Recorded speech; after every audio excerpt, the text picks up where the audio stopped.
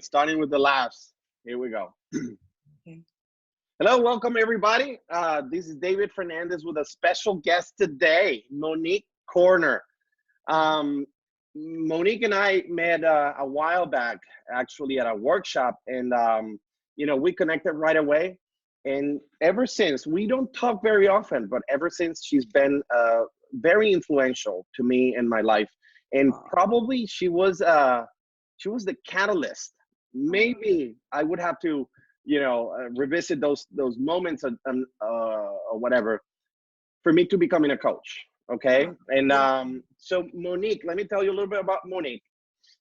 Monique is a healer and spiritual business mentor who primarily works with women who are looking to learn more about healing their own body and also business, right? Learn about business, start their own practices, become coaches, etc.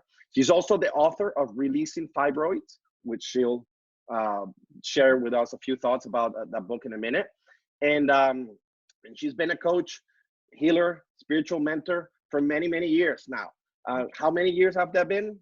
Well, I have been healing for over 20 years, but I've been a full coach now for about 6. That's awesome. Thank you so much for accepting my invitation to this interview. By the way, for all of you watching today, is our first interview. Yeah. And we're super excited. We're just gonna flow. We're these type of people. We're just gonna go with the flow. Ask a few questions of Monique, and why don't we start by why don't you say hi, Monique? Tell us a little bit about yourself. So happy to be here. I'm excited. I saw the email. I was like, absolutely, I'll do this. Awesome. We haven't seen each other in a long time, but again, always friends. We're growing together, and we're serving together and going through the challenges that come with growing. And when you're committed to helping people like we are, I mean, you don't grow apart.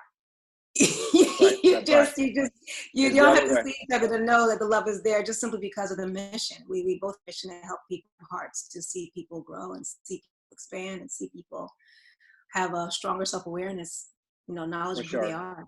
So yeah, for sure, we have that in common. So Monique, one of the things that I've always admired about you is your level of self-awareness. I think that's one of the reasons why when we first met, I felt so connected with you. It was like instant, right? We sat down after the workshop and we're just talking, and immediately we connected. We were on the same page and everything. And I remember you, I think at that time you were either starting to become a coach, you were already a coach, or you were transitioning. I was trying to figure it out. I knew at that point in time when we talked, I had enough of the corporate struggles.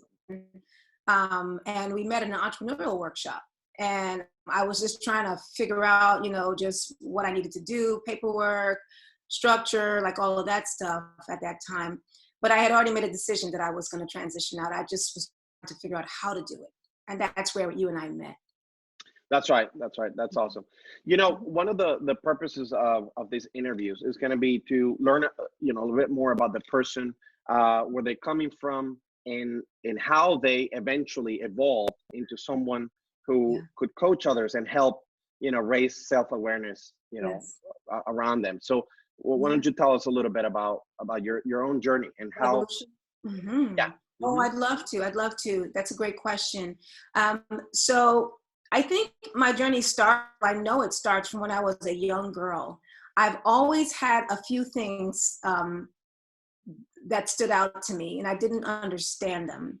One of the things that really stood out to me is I always asked a lot of questions. Throughout growing up, I had different nicknames. I can remember when my parents migrated here to the United States when my mom was with me. So when she had me here in the States, I sponsored them to become U.S. citizens because I was a U.S. citizen. Back then you could do that. I don't know if you can do that today.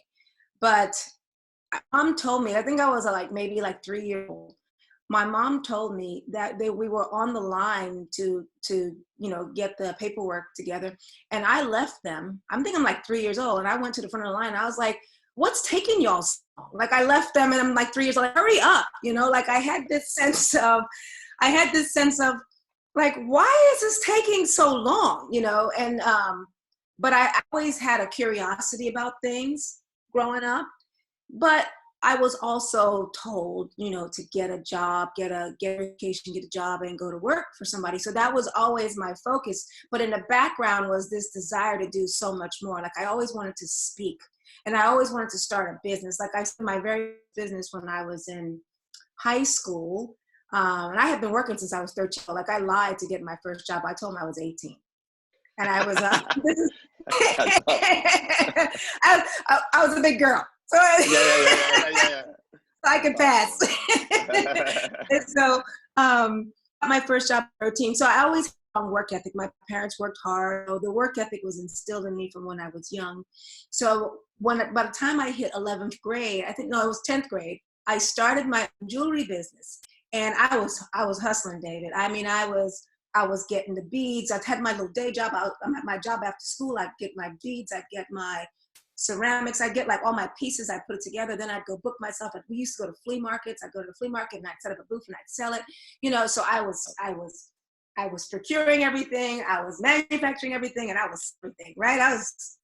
So, and then I did that, and I continued that through to college. And then when I went to college, I stopped doing that because I focused on my studies. And to be honest with you, that would be one of the regrets that I have, if I was to say I have regrets, which I don't spend a lot of time on. But that is one thing where I'd sometimes ponder, what would have happened if I allowed myself to continue doing that business, stay in jewelry? What would that have become at this point in my life? Because I still love jewelry. I still love big, bold pieces, right? And so I put that down to get my education. But during that time, I was in like organizations at college. I was a speaker in college. I was a leader in college. I had awards for speaking in college. So that was there for me. And I pursued that and satisfied that in those roles. So I think the big shift came when I started working. So I took on internships, and I hated them from day one. But I thought it was normal. Now, and this is what I thought was normal. I thought it was normal to work. Like I thought it was normal because you just had to grind. It don't matter. Make the money. That was the attitude that I had. And I would never share with someone that I was miserable. Now here I am, I'm in school. Now I wanted to study psychology. That was the other clue. Okay. I wanted to study psychology, but my dad, bless his heart, did the best that he could with what he knew, said, the only way you're going to major in anything in ology is if you plan to go to medical school. I didn't want to go to medical school. Wow. So rather than majoring in psychology, I went and majored in engineering, and I sucked at it, but I stayed with it. I got C's, so how hurtful is that? Someone who's like considers herself a high achiever to just barely get C's. I went to like no football games. I had like no life. I went to like one party in years, and I got C's all the way through. And the only classes I got A's in were myologies. So when I took these internships in these technical companies, I hated them. I used to take breaks in the bathroom. Like I used to go sit in the bathroom and just like, oh my God, I'm miserable. And David, I did that all throughout all my internships because I always had a job. I was always either interning or in school, always, right? So I graduate, and I'm thinking, okay, I got my degree, I'm done. I'm thinking, okay, things are going to get better. I get my first job at a company, a government contractor. We made submarines. So I became a design engineer on submarines. So I actually designed some of the piping design on some of the naval attack submarines, right? Wow. And it's like, so I'm happy about that. It's like, yeah, that's a legacy, right? That's something I can tell my children about. It's like, oh, I was miserable. I mean, David, miserable. So then I said, okay, now I get married to my husband. My husband, by the way, was my first customer. So I continued to sell jewelry when I was in college. He was my first real customer. He bought something from my mother, who is now my mother-in-law, right? That's how we met. That's how we met. Yeah. So still married today, right? So 25 years, right? Wow. Congrats. Wow. Wow. And so I go off to work thinking, okay, now I'm going, I got a nice little job. I'm going, whatever. Oh my gosh, I hated it. And then when it came to my evaluation, the only thing that really stood out was I had a great work ethic. Like I struggled with the technology. I struggled with the design stuff. So I didn't stay as an engineer too long. I immediately went into project management because then I get to manage people. I get to control, right? So then the leader in me gets to shine. So that was. That's awesome. Yeah. So I went on, get a certificate in finance, whatever. But at the same time, my kids are being born, right? Like I have all my children. Well, then my daughter gets diagnosed with autism, okay? And she's 1.5 years at this point. So now I got my kids, I have 3 in tow, right? And my daughter gets diagnosed, we moved to Texas. And I had told my husband when the kids came, I would still work. What I wasn't prepared for was how attached I would be to my kids once they came. So I didn't want to go back to work. I mean, you talk about how I felt miserable going to work without kids. Could you imagine what I'd feel like leaving them? See, now I wasn't prepared for any of that. Like none of that was in my plan. I was going to take over corporate America. I was going to run it, right? That was my attitude. I was shocked. Yeah. I was not prepared to be emotionally attached to my children that way because, you know, I can say this with all sincerity because it's healed now, but I didn't grow with a mother who was very emotionally available. So I didn't understand it. I've never experienced it. So when that came out of me, I was like, what the heck is that? Like these feelings, like I'm supposed to be able to just leave them with a sitter and just go. Right. And I wasn't prepared for all the emotional and mental stuff that came with motherhood. We didn't plan financially because all along I was going to go and I was annihilate corporate America. Like that was my thing. So that's when the shift began for me to look inward, because that's when I started to reconcile within myself. I do not want to work for someone and I have this baby to take care of who needs me. And how do I juggle everything? Because we hadn't planned financially for me for us to just have one income and so on and so forth. You see what I'm saying? So it really started because she's 20 now. So having her, my daughter, she's 21, was really the catalyst for the changes that I made in my life. That's what pushed me into it, because all along I was miserable, right, in my job, but I was making money. So I could overlook my misery to make money. Like I could justify pain because that's all I knew. It made sense. But when she came along and she needed me, well, when my first one came along and he needed me and I couldn't leave him, but then when she came and she had a situation, I was like, there's no way I can leave her. And that's when it all started for me. That was the aha, like, I've got to do something that will allow me to be with my kids. So now, you know, back then, you know, this is 20 years ago, you know, you had the internet, it was in its infancy relative to what it looks like today. So going online wasn't a natural thing for me at the time. So I started looking around for candy machines and buying real estate. So I started buying these different programs and spending all this money. I've been doing this self-help stuff for so long because I wanted to accomplish what I considered my dream, let alone the American dream, which was to be home with my kids. And then what we eventually ended up doing was my husband stayed home and I went to work, and we look back now that was an error for us, only because I'm the one that's more entrepreneurial. He's let me just go get a paycheck and that's it. I'm the one like, no, I can't take orders from people, you know? So it's like, I can't do that. What you say? You want me to do what? Like, why? You know, it's like, and I went back to work, but God blessed me with favor in terms of, because of the work ethic that was instilled in me, I would show up and I'd show up really strong. So when I needed something, they were more than happy to comply. So on a couple of occasions, I was able to work from home before it became a thing. Right. And so I was able to do both. And this is where I really started to hone healing, was with working with my daughter.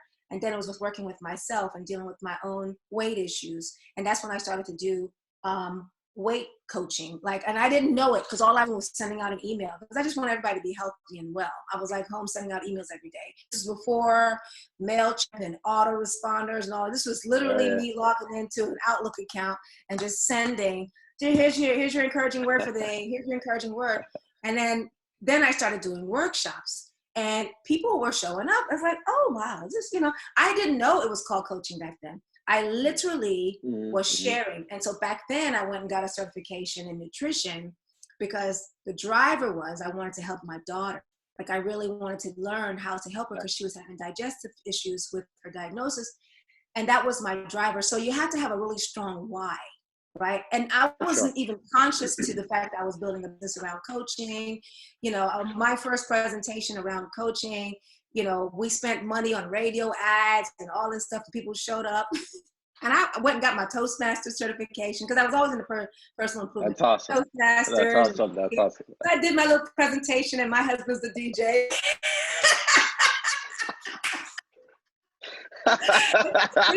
we rent our hotel and all that stuff. That's awesome. Showed up, look, David. And I was like, here's my presentation, blah, blah, blah, blah, blah. Here's how I ended it. And that's it. There was no call to action. I was like, that's it. I was like, at the end, I was like, okay, so I'm done. But if you want to work with me, this is exactly, but if you want to work with me, you know, I have a program I'm starting. We're going to be meeting at Whole Foods and we're going to be meeting starting next week. Who's in? That was my call to action. And here's what the room did. Nice. Literally, they all signed up. Like, oh, nice. That's a thing. Oh my God. Nice. And it was so meant to be, Monique. Meant to be. It's one of those times. It was one of those times. And all I wanted to do was just share. I had lost a bit of weight. You know, I was so confident with nutrition and spiritual growth. And so I've always been on that path, right? But what tell me, I'm sorry for interrupting. Tell me a little bit, because I'm interested in that part of your life where you, you know, so you left corporate because you had the kids, or you went back to? I apologize. So, okay, that's a great question. So what was happening was, I was in corporate, my husband was home. That was a mistake that we didn't know to be a mistake at the time, simply because he is to be the one to go long-term company. I am not. We didn't know that about ENFJ and all this stuff. We didn't know Briar Mid, none of that stuff. We didn't know about that. So we learned that as we went along. So we started an insurance company, and he went out and got his insurance license. So I was working, and he was in the insurance. He had the insurance producer. I was the one that was building the sales. So brokerage, and I was also, and we were also taking care of the kids. We were in a situation where we were literally like burning the candles on like both ends. So I was building up all kinds of anxiety within myself. I didn't even know. Okay. So it's a whole other thing that eventually led me to, at the end of the day, I am not doing this. I don't care of the impact. I am not doing this anymore. I hadn't reached that point yet, but we did. Okay. So this season where we're doing workshops and stuff, I'm trying to bring healing to people. I'm trying to help people miss all the things I was doing, because remember, I have a work ethic. So I could work from sun up to sun down with all the way through, no problem. It was normal to me. I didn't take naps. Like all the things I promote today, I wasn't doing. Like I didn't take naps. I didn't necessarily eat very well. My mindset was around hustle, hustle, hustle. So I'm a very different person now than I was back then. But the point is, that's what got me started. And my why was, I had to help my daughter. So someone had to be her. I was working from home. So I would work part-time. At one point, I left engineering and project management, and I went in managing a sales team, but it was so flexible. I could be home when they came home from school. So that's how I navigated that season that we were in. It wasn't easy, but I was always staying close to promoting health and well-being and wholeness, and I was growing in. Okay, so that's what I was doing. So really, when I said at the top of your question, coaching for 6 years, it was more intentional coaching for 6, but in reality, I started this years ago. I just didn't call it that. Right. I even created a program, and I didn't even know what I was doing. I just knew they needed a manual. They needed something. I mean, that's all I knew. Like I didn't have a name for it. Well, that's why they say, you know, you take action and things just, you know, that's how you grow. That's how you start. That was my experience. Right. From the experience. And just like you were saying before we started recording, you know, if those things don't happen, you know, then you cannot take the next step. But it takes fortitude to then something not happen, and then you know, still take the next step and the next step and the next step, as things are not necessarily happening as fast as you think they should happen, which is, I think that, you know, the mistake that sometimes happens. So tell me a little bit. So finally, you know, you start realizing, you know, a lot of different things about yourself. You learn about coaching, and you decide to do what with that information? Well, I learned about coaching because, hang on for a second. I'm having a wardrobe malfunction. Hang on for a minute. Okay. Okay. So I was asking you, you know, about, you know, the time that you realized that there was coaching, right? That all these things that you were already involved with and trying to help people with, whatever, was called coaching. So what did you decide to do with that information? Right. So there was a lull, right? So after we stopped doing the brokerage because my husband had some health concerns. So at that point in time, we both went. I went back to work. I got a position with some consultants, and I did some consulting. And I didn't like the raises. Like at that point, I felt like I was so much more valuable than what I was being paid. Then I ended up getting promoted all the way to a very high level, senior level position, you know, with the CEO and all those folks. I had my own big department in a oil and gas consulting company, which was a huge position. And again, here comes the misery again. Here it comes again. I felt it again. And it was at this point I decided, you know what? I can do this on my own. I don't need to do this anymore. But there was also, and I think this is very important for people to understand, there was also a bit of tension with me and my husband at that time as well. Mm-hmm. And I had gotten to a point where it's like, I don't know if I can stay in this situation anymore. Mm-hmm. There was so many things. There was so much water under the bridge, you know, and again, it was decisions we brought on ourselves. Okay. But you don't know that when you're in it, right? You know that when you look back after you've healed. Mm-hmm. I was like, I'm going to divorce him. I'm going to leave this job. Like I just need a fresh slate. Mm-hmm. And what I ended up doing was I got my rate, I got my increase, and I looked at it. I was like, okay, I'm at a crossroad because here it was. I'm in a nice position. I'm miserable in this position. I know where this path will lead me. It's just more of the same. And then I have this opportunity to step out on my own and really go and explore at this point, figure out what I want to do with myself and all these beautiful gifts that I have. You know, the ability to ask questions, lead, and all of this thing. Well, what I learned on this in this work that I was doing, David, as a manager, I had this unique ability that I hadn't seen before. And this ability was when people came into my office, these were high-level people who would come into my office, talk. They'd be so comfortable in my presence, they would start to cry. Like they would share things with me, and it almost they felt so good to offload, and they would just cry. So these are your ego, macho, alpha male coming into my office, sitting down with me, telling me that their daughter was like a pole dancer. Like, okay. And like, where, you know, and it started to happen consistently. Then I started to think about past experiences, and I realized that was there. That people just had this level of comfort around me where I have to work hard for people to feel good in my presence. I was just being myself. So I left. I must say, I must stop you right there because I'm part of that list of people who you brought down to their knees without them even knowing, right? Yes. Let me share that experience real quick because it was very impactful for me. I was at a very low point, and I was talking to Monique at that time. She was starting to be a coach or call herself coach at that moment, right?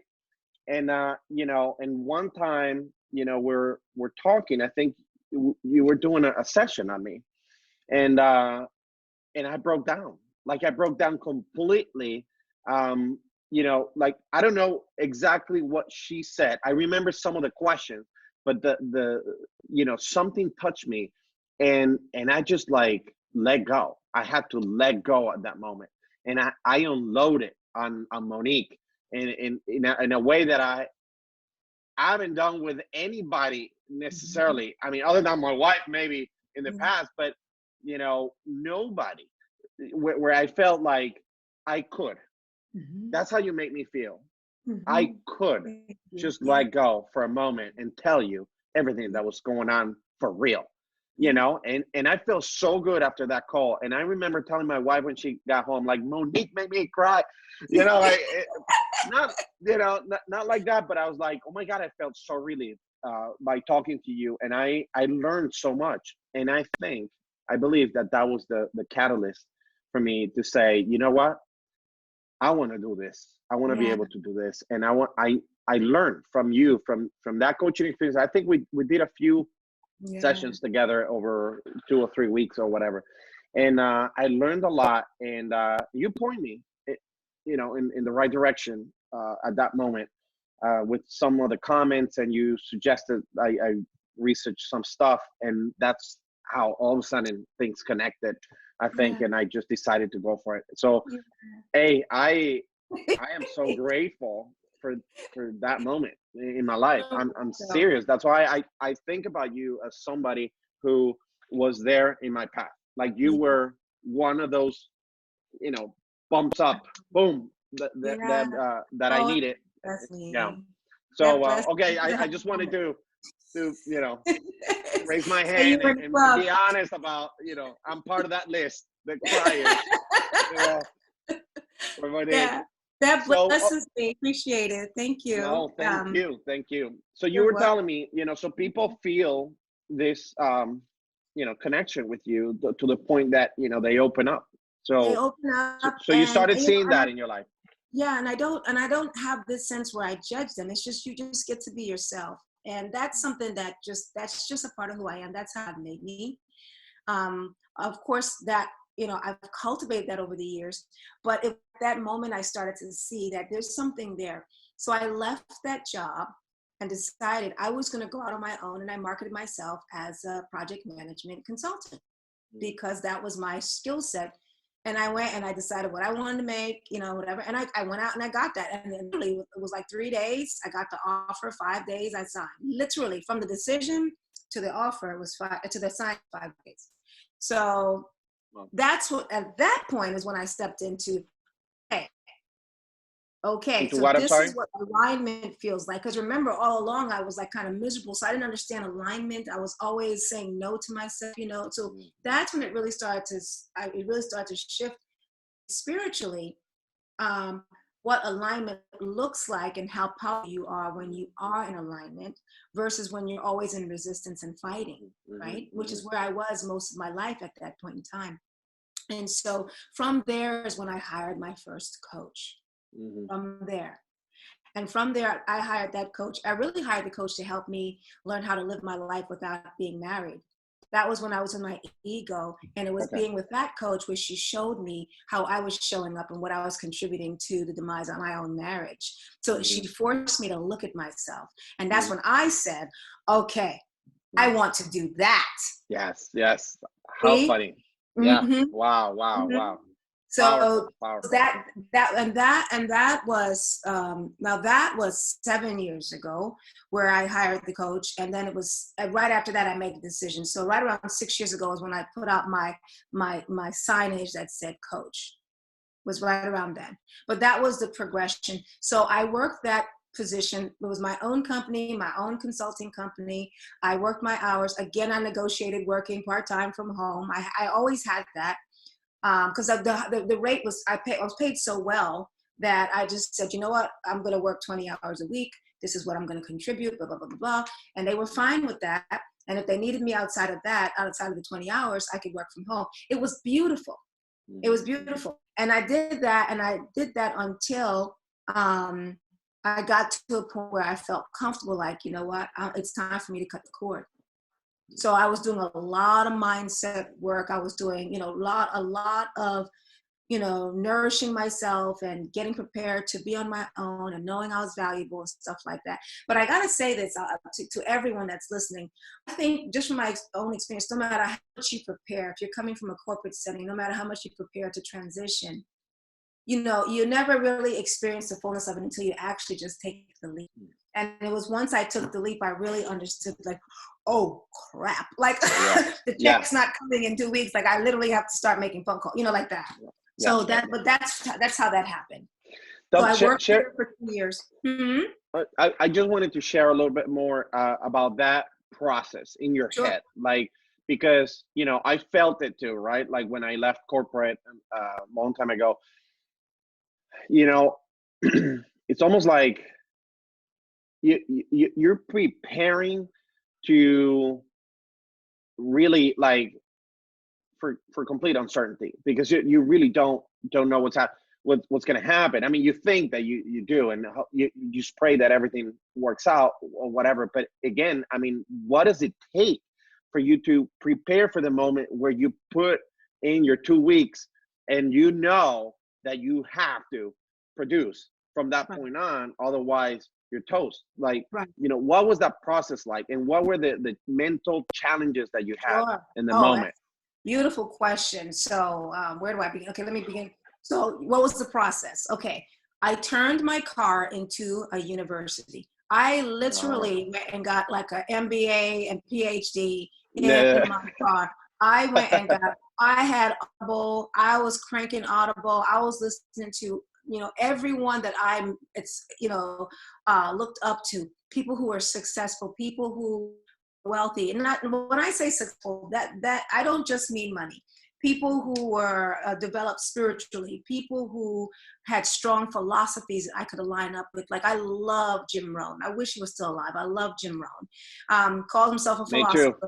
But I mean, it was listening to one of his audios one day driving to work. I'll never forget this. I was like not liking where we lived. Like, we were renting a townhouse and it was nice, but it's like I grew up with this paradigm, like if you're renting, you're a failure financially, right? Mm-hmm. And we had gotten rid of our other house. We had moved into a new house here because we were our credit straight. This is when we let go of the brokerages. It was just like always so much change and all this stuff. Mm-hmm. And Jim Rohn, I was listening to him one day, driving the car. He said, if you don't like your address, change it. You're not a tree. Not a tree. And I was just like, he's right. And I'm like right there at the light, ready to turn into the parking lot. I was like, I'm not a tree. I'm not a tree. Like that was one of those pivotal moments, right? Because I got there, I said, honey, let's go to the bank. Let's see if we can get a loan, because I didn't have money saved up to buy a house outright. We had money saved for a down payment. We just do it because we told ourselves, oh, we don't have the credit. Like, we took ourselves out of the game before we even tried. We went and tried that same week, got approved. That weekend, went and picked a builder, because some coworkers of mine recommended David Weekley. Picked a builder. Next, we were approved. Went out and found a house, found a spot. Built the house. My husband picked the spot. We built the house. Got my dream home. Didn't take long. Flawless execution. And the whole time I'm in my head talking about, oh, I can't get this. But it was listening to stuff like that helped me work things through mentally. So I listened. So to answer your question more succinctly, I would listen to these people and I would do the work. Like, I love T. Harv Eker, Secrets of a Millionaire Mind. I think at that point we had CDs. I wore out my CD, and then I went and I finally got the Audible version of it. I got the book version of it. So I would listen to Audible in my car. I had my headsets. I wasn't doing Bluetooth. It was my headset, having to work. And then I would come home and read the book. Books all marked up, download all the freebies. I mean, I was just a voracious learner because I started to recognize that my mind, the way it was conditioned, will only get me to the level of mediocre, and I was destined for so much more than that. So I intentionally was listening to Think and Grow Rich. I was listening and understanding the mastermind principle. Now all these things I did before I left. Like, I was literally working on my mind and reconditioning. I was shampooing my brain. That's awesome. I love it. like literally, I did some podcasts, but I'm a reader. Even to this day, I read like right now I read like 4 books in a month, but I'm not reading cover to cover. I'm like gleaning. I'm reading one business book. I'm reading a spiritual book. I'm reading a mindset book. Like right now, I'm loving Steven Siebel. Do you know about him? Steven Siebel? No. Well, he talks about, he's got 177 secrets of the world class. Get it. Okay. Get it. Steven Good. Siegel. Love the book. And he just gives you these nuggets on what world-class people think like. And I'm a woman who is world-class, right? So it's like every day I get an opportunity to prove something about the way I show up in the world. So I developed that habit. I have always been a reader from since I was young, but I traded in the engineering books for business books, for mindset books, for personal development and coaching books. And so that's when I really became I spent time, like Houston has traffic. I didn't even experience the traffic because to me, that was school. I'm in school. Like, I was listening to Grant Cardone. He would activate the heck out of me. Like that alpha guy would just get me going, right? So Yeah. You know what I mean? So and Awesome. when I would have my coach, I would download all the audios. So then I became a person where people were going to download my audios too. So then I started making audios for people to download. When people buy my audios, it's like, yes, now you get to go listen to this in the car. Like I make things so people can experience what I experience, right? That's awesome. So I just love that. So I always. When was the moment? I'm sorry. Go ahead. I was gonna say I always try to coach someone to encourage me. But go ahead.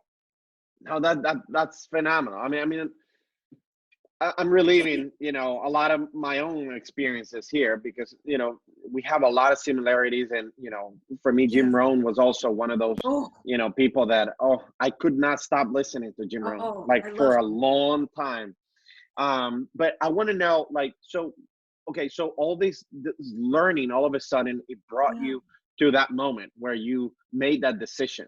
So how did you know you were ready at that moment? Okay. The moment I was ready is when I went to, so as a consultant in this particular company, my job was, I was in charge of getting all of the projects pre-qualified for funding. We call that pre-feed. I got all of my projects. So this was Midstream Pipeline Company. I got all the projects ready. So that meant I coordinated all of the meetings. I got all the contractors in place, made sure all their contracts was in place.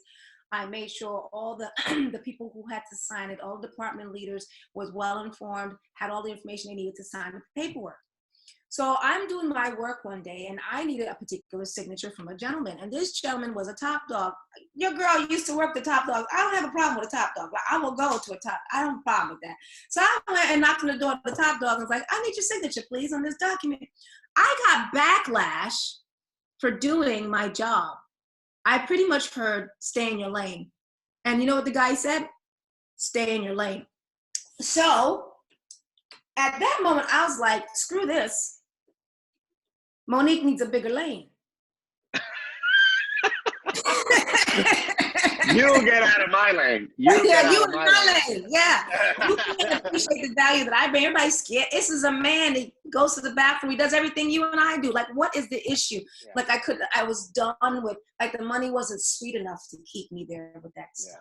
Yeah. But I had done so much inner work, mental work, that I felt like there was a high level of self-reliance that had to be built up because it wasn't there before. Yeah, for sure. That self-reliance, that can do, that figure it out. Everything can be figured out. That was installed in me in all the mindset stuff that I did over the years, that at that moment, it was like, I'm not ready to sit in this dog poop anymore. Now, for the average person, it was fantastic. They would just shut up and keep going. No problem. The money was great, but I just couldn't be bought anymore. Like I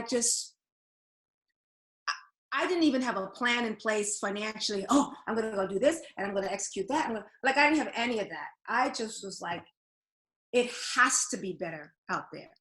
Mm-hmm. It cannot be worse than this. Mm-hmm. And so I remember when I put in my notice and I took the drive home, I was nervous as all get out. I remember it's like, oh crap, what am I going to do? When I told my husband, he wasn't surprised because he was always on the receiving end of my complaints, right? So he wasn't surprised. But it's like he had more faith in me and what I can do than I did at that. And then in that moment, because I was so vulnerable, because it was like, oh my gosh, what did I do? And I immediately, started to take naps. Like these are things I wasn't doing. I started to nurture myself because and that time I had progressive swollen glands. I had digestive issues. Like I had a lot of issues. So I started to care for myself. I was so stressed, not stressed from the standpoint of they're stressing me at work, but just internally. Like I didn't want to do that work anymore. You know what I'm saying? And I kept telling myself I was wrong. The money's great. You should be grateful. And a lot of people would love to be in your position, which is all true. But for me, I had a bigger thing to do, and I needed to honor that. And what I found out is once I made that decision, it wasn't easy afterwards, but everything worked out. And I got to learn more about myself and more about the reality of God and the fact that everything conspires to work with you when you step into your truth. That is 100% true. 100% Amen. true. Amen. 100%. That's right. I was no longer in resistance. If I felt like it wasn't for me, I decided it was okay for me to feel like it wasn't for me. If I decided it was for me and I didn't quite know how things was going to work out, I decided it was okay for me to go try to have that anyway. Like nothing was wrong. I wasn't living in this space of that's wrong, Monique. That's wrong, Monique. That's right, Monique. It was literally like I felt so good doing this. Oh, this is awful. I don't want to do this anymore. And I started to respect that. And I found that things worked out. You simply let go. That's when you let go. You let go and you allow. And you allow. And I actually have a meditation called Let It Go. I mean, you guys can have it if you want. I just like let it go. Because that was so big for me.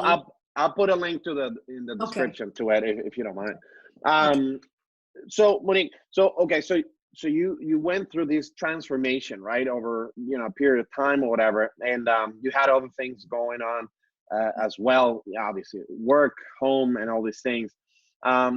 Now you became a coach. Okay, so now you're out there becoming a coach. So what became your mission as a coach at the moment? Okay, full transparency, because that's how your girl rolls. When I first started, I was like, oh my gosh, I have to make money. Okay. So I want to say this to everyone, because here's Monique looking back now when I say what I'm about to say. You never want to start a business like this from a place of scarcity thinking. I'm going to say that again. You never want to start an impact business like this from a place of scarcity thinking. Scarcity thinking is different from your condition, like from where you are, because you can be broke but not have a scarce mindset. You could not have money in that moment and not have a scarce mindset. I have gotten to a point where I've progressed from that, where I didn't have money, but I knew the money would come. That's different than a scarce mindset. So even though I had faith in myself, I didn't have the habits. I didn't have the decision making of someone who is successful on their own. I just had the can do. I had the work ethic. So I trusted in that. So, but coming out on my own is when I recognized, oh my gosh, I still have a scarcity, fear-based way of processing things. And that's what I had, that became the work. So to answer your question, my intention was, I'm going to go help people because I want to make money. I'm going to be honest with you. Because here I am, I get to ask questions, I get to be the leader. Okay, I'm going to go make money doing this. My why was not so that people could elevate to a higher level of love and self-awareness. That came later. I hadn't elevated to that yet. So I could only coach people to aspire to become something I've already become. That's amazing. That's amazing. I can only do that. I can only hold the space for you if I'm completely familiar with your journey. Because I have empathy for you. Powerful. I have no judgment for you in your journey because I've been there. I can show you the pitfalls. I got goosebumps saying that. I have goosebumps. Me too. Yeah. So it was the scarcity that I ran into at that time. With the grace of God, He allowed me to learn my lesson to prepare me for where I am today. So I got customers, but my messaging was off. I wasn't clear on what I was saying. I was just like, I can help you. I'm a coach. So what came with that was low cost, low investment. And what you start to attract when you have low investment is people who don't invest in themselves. And people who don't invest in themselves tend to be the people who show up late, have excuses, don't do the homework, Don't have do the all work. kinds of reasons why things don't work. Monique didn't want to work with like that because even though I wasn't marketing strongly, because I had developed as a professional, I didn't want to attract people like that, right? I had developed professionally as an engineer, as a project manager, dealing with all these people, managing these multi-million-dollar projects. I was used to people being on time. I was used to people doing their work. So why do I keep attracting people like this? That's when I started to understand about the mirror. You know about the mirror? No, go ahead. Okay. Teach So me, please. as a coach, you will attract people who come with your learning. So the people you attract have something to teach you. You will start to see one of two things. You will see either where you are or where you have been. Then you as a coach have to decide if you want to work with that person because they're just showing you, they're a mirror. That's when I started to understand about vibration. That I started to understand about energy. I didn't understand any of that stuff before, but I kept attracting people with the same thing. Like, why is this person showing up like that? Here's what I learned. I had known professionally to show up on time. I had known professionally to manage everything, but personally, my money was in shambles. I didn't know my bank balances. I was avoiding my creditors. I wasn't talking with my husband about money. So what was showing up was people who treated me the same way. Interesting. They were my mirror. Interesting. Yeah. So I didn't understand that dynamic and it was frustrating. So I would get a little package, $97 a session here, $497 for 7 sessions. And then I'd execute the session and I'd resent the heck out of them. Well, why am I resenting them? Well, because you don't have boundaries, Monique.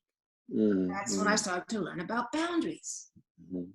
As a coach, you are a business person. So people will treat you the way you allow them to treat you.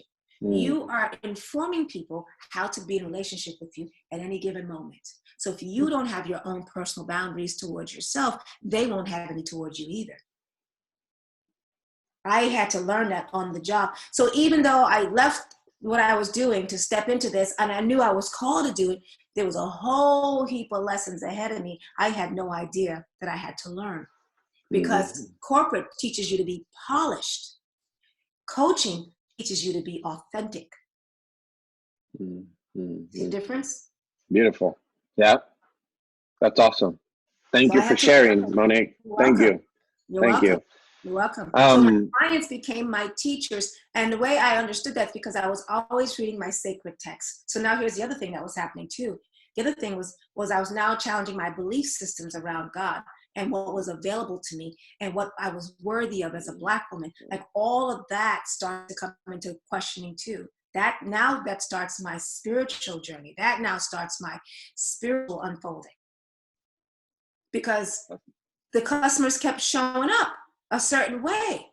Some of them, and they just want to talk scripture all day. And it's like, I love scripture, but you didn't hire me to talk scripture all day. Yeah. Or why did you not show up for our session? Oh, because the Spirit of God led me this way. Well, I don't understand. Like, you know what I'm saying? And that was in me. Yeah. You see what I'm saying? So the mirror effect, the mirror became my teacher. So rather than allow myself to get to a place of resentment, that's when I started putting boundaries in my paperwork. Okay, we have 8 sessions, not to exceed this date, and if we exceed this date, well, there's no refund. So I started putting boundaries in place. Now I'm building an authentic business that supports me. That is awesome. I have learned a lot of lessons the same way too, and I think that's the only way you really learn. It's by doing, right? I mean, you decided to take the leap. You started doing it, right? You started taking action. You started looking for the people to coach or whatever. And then all these lessons happen because of you taking action, because of you allowing this experience to happen to you, right? And I'm it phenomenal. I mean, honestly, no, incredible information. I think I think a lot of people.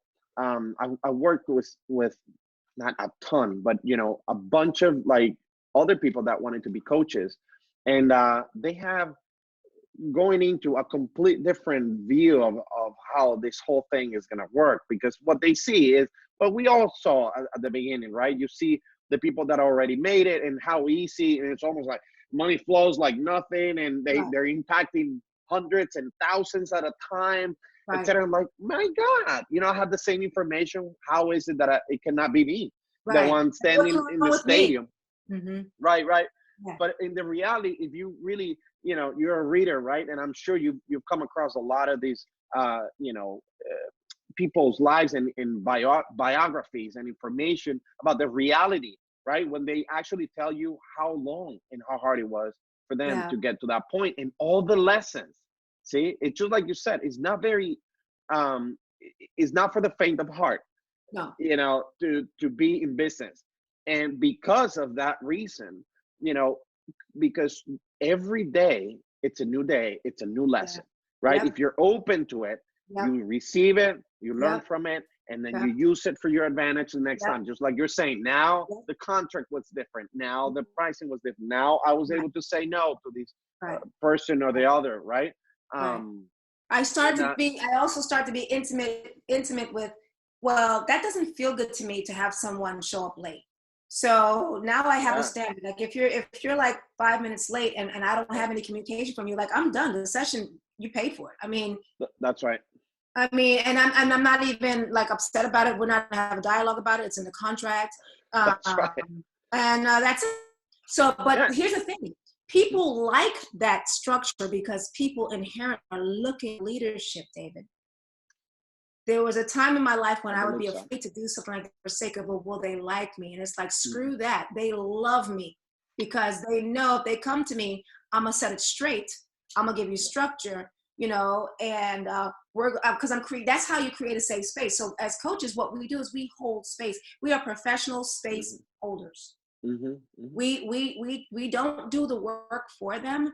We give them the tools to equip them, and we nurture them along the path, but we're not cheerleaders. We are space holders. So the structure gives them a sense of security. It's a masculine energy. It gives them a sense of security. So, and the structure also protects me and helps me to respect my own boundaries. So therefore, I'm not drained. That's the other thing. When you're holding space for people, that's energy. That's your strength. So that's why you got to make sure the people that you're working with is someone that you want to work with. And here's the other thing. There's no lack of people in the world. So we don't have to work with someone just because. We cannot help everyone. And we don't have to. That's right. But that's something also that I think a lot of people, myself included, starting out, I'm like, I'm here to help people. Anyone who raises their hand, yes.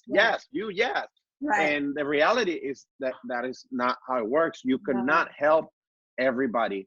But and this is the other thing. If you start holding space or making room for the wrong people, the people that could have been helped, that really wanted the help, that would have used your knowledge and your expertise to advance their lives for real, are not being helped. Right. You see, because you're too busy with the people that are not there yet. Right. And I found this too, that as a coach, you're a progressive thinker, or at least the ones that I know, they're progressive thinkers, right? So and you attract that person. That's why I said I love the mirror. Show me what's showing up. Like if I can't see it, show me, because I want to shift quickly, right? So now I'm attracting people. Like I got my friends in places like they don't even get on my schedule unless they know that they're going to work with me. And I love that, because I'm not operating from scarcity anymore. I don't need 20 people on my schedule. I don't. I would rather have 3 people who have already pre-qualified themselves on my schedule than 20 people who I have to have a conversation with, who I have to convince them to change their life. I'm just not in the convincing business. That's I used to be. I love it. I Yeah, used, yeah, yeah. Yeah, yeah, yeah. I love it.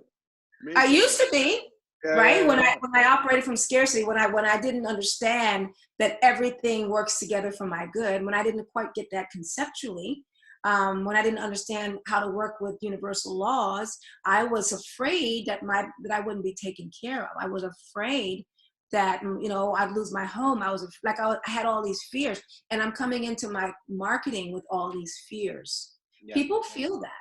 They don't know what it is, yeah, but they yeah, sense it. yeah, yeah, yeah. So Now I that work on letting that stuff go.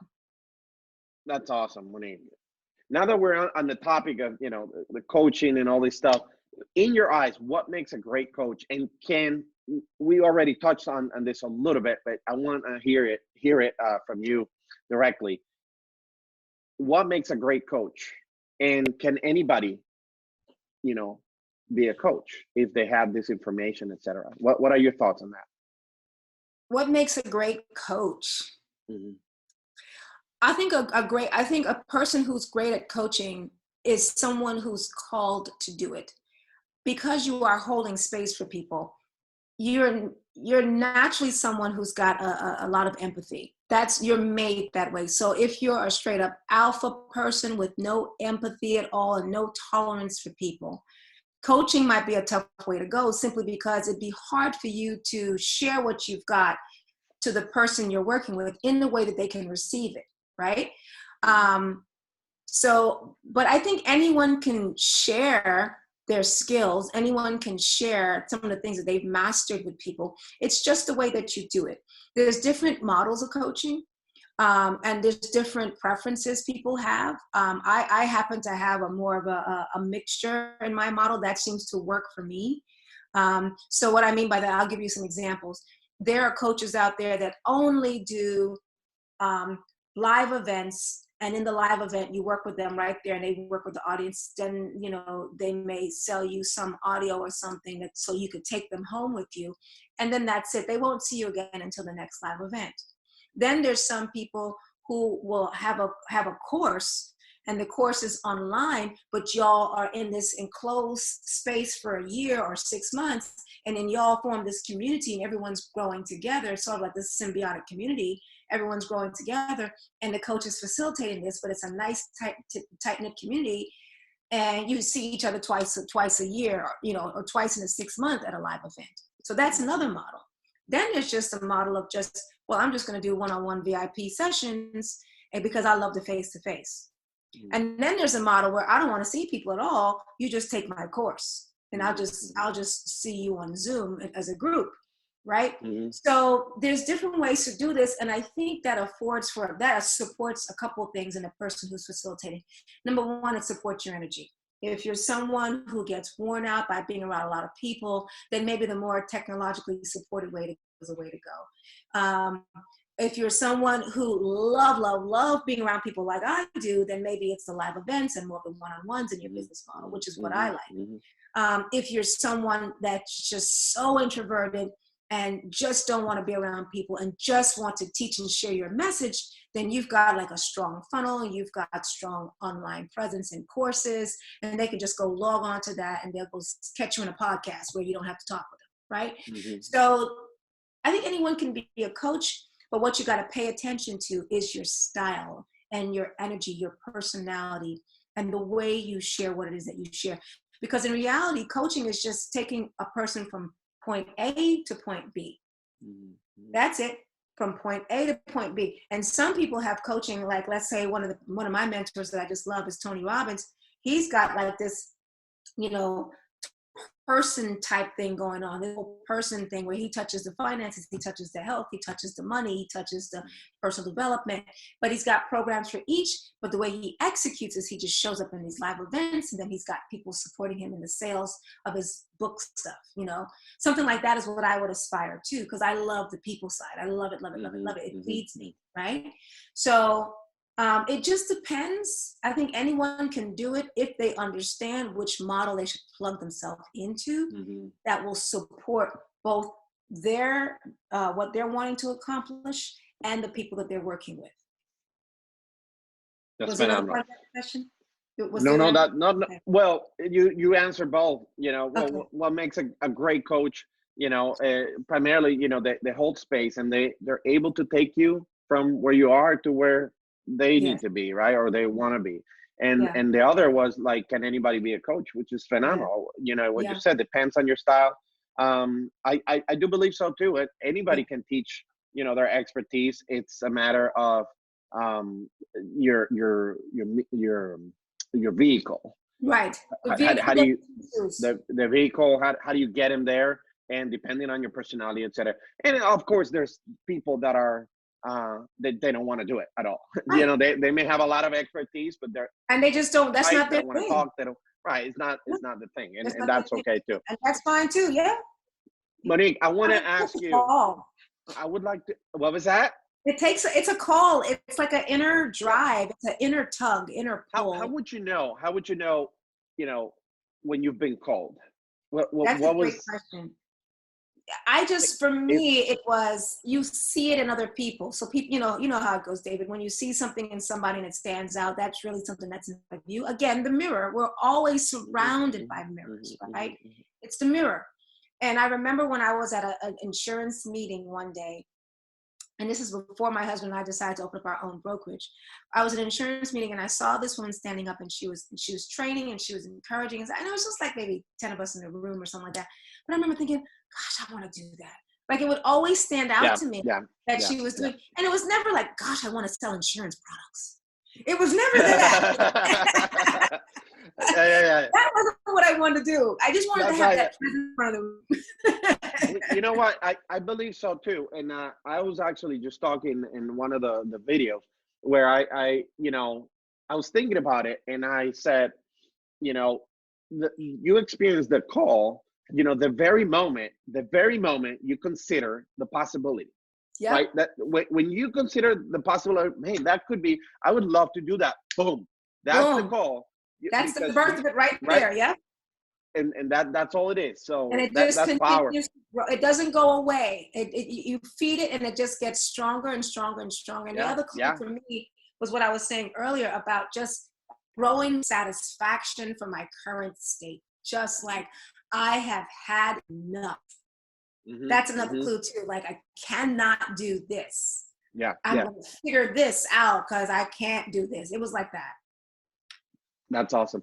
Monique, I want to ask you about one of your coaching techniques. Somebody who's starting out, who may really not have any idea as to how this works, and would like to just see how a coach can actually create a result or whatever. It doesn't have Yeah. to be anything elaborate.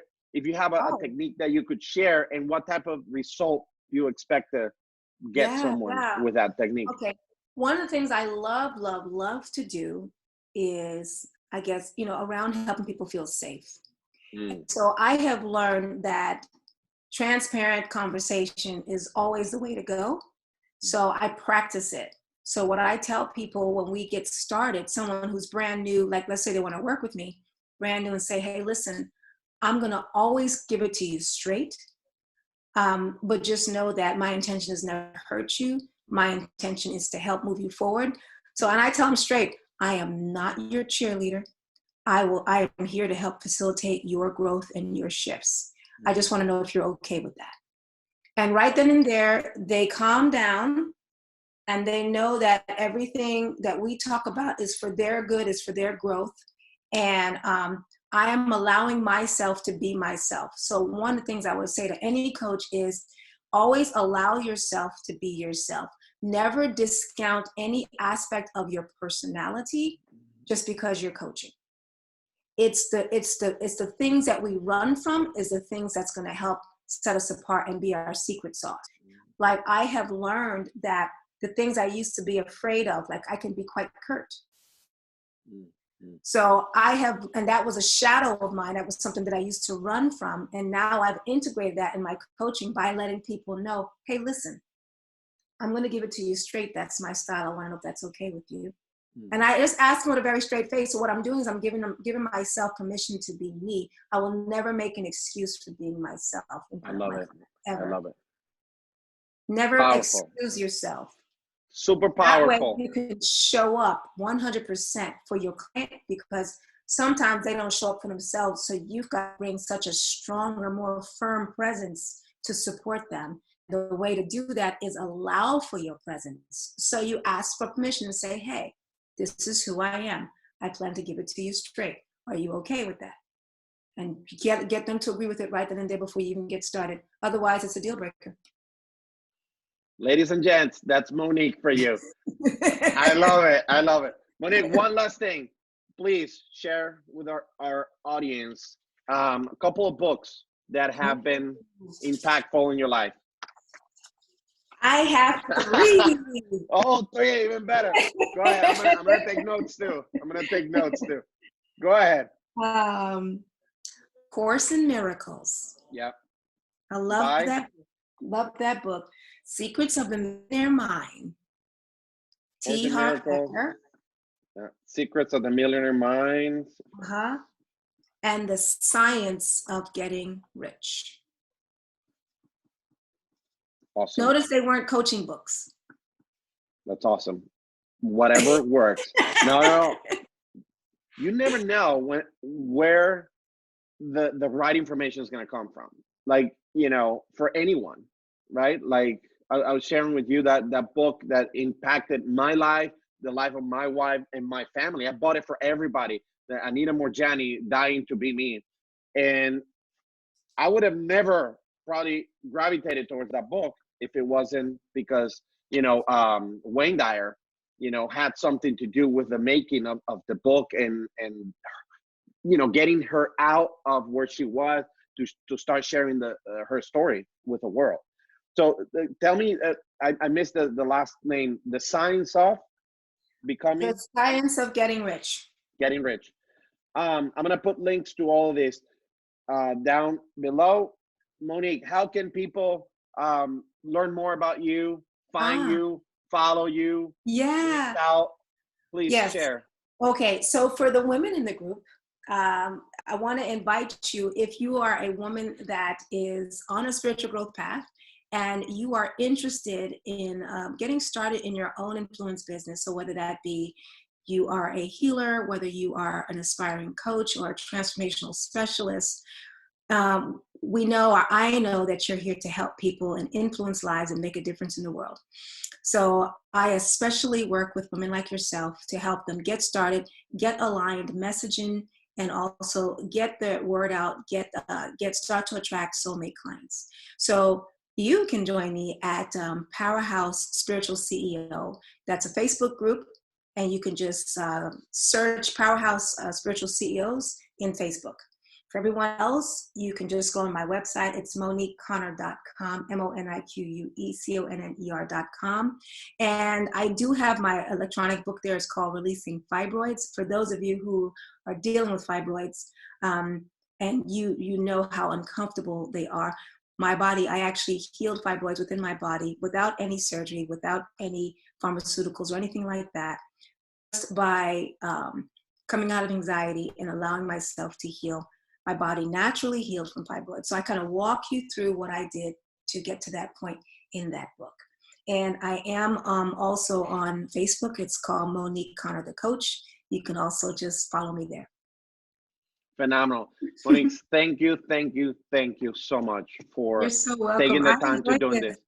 This is awesome. I really had a lot of fun. I learned a lot. I took some notes. So, awesome. I'll let you know when we're done with all this stuff. But for now, thank you so much. You're welcome. It was my pleasure. Appreciate it. Of course. Take care of yourself, hon. Bye-bye. See you.